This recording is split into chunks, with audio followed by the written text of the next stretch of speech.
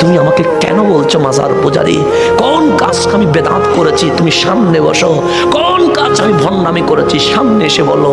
কিন্তু তুমি একটা কারণে কমেন্টস করো, আমি নবীর পক্ষে কথা বলি বিধায়। তোমার বন্ধু যে নবীর শান বেয়াদবি করেছে, আমি তার পক্ষে কথা বলি নাই বিধায়। কিন্তু শুনে রেখো, তোমার বন্ধু যার পক্ষে কাজ করে তুমি আমাকে বন্ড বেদাতি মাজার পূজারি ডেকেছ, কবরে তোমার স্কলার আসবে না, কবরে আমার নবীটাই আসবে, কবরে আমার রহমতুল্লিল আলামিন আসবে। সেদিন আমার নবীকে আমি বলবো, যেদিন মুনকার নাকির আমাকে জিজ্ঞেস করবে, মা কুনতা তাকুলু ফি হাক্কি হাযার রাজুল লি মুহাম্মাদিন সাল্লাল্লাহু আলাইহি ওয়াসাল্লাম।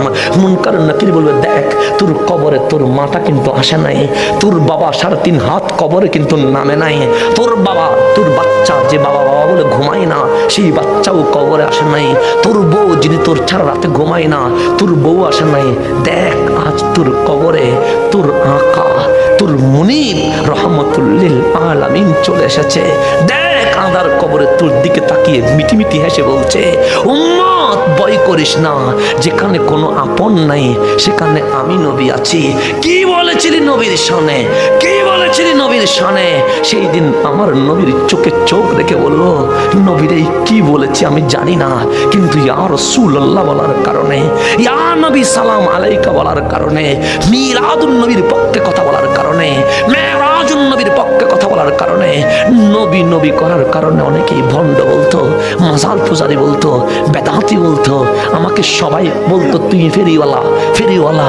নবীরে আমি মদিনা ওয়ালার প্রেমের বাজারের এক ফেরিওয়ালা আজ মদিনাওয়ালার কদমে চলে এসেছে। এটার চেয়ে বড় আমল আর কি হতে পারে? সেই জন্য অনেকেই বলে, তুই নবী ছাড়া আর কোনো সাবজেক্ট পাস না, তুই শুধু মাহফিল নবীর মাহফিল করিস কেন, তুই কি আর কোনো বিষয় পাস না?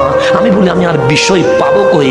আমার কোরআন তো বলে ওয়ারাফা'না লাকা যিকরাক, আল্লাহ বলে আমার কাছে আমার নবীর শান ছাড়া কোনো বিষয় না।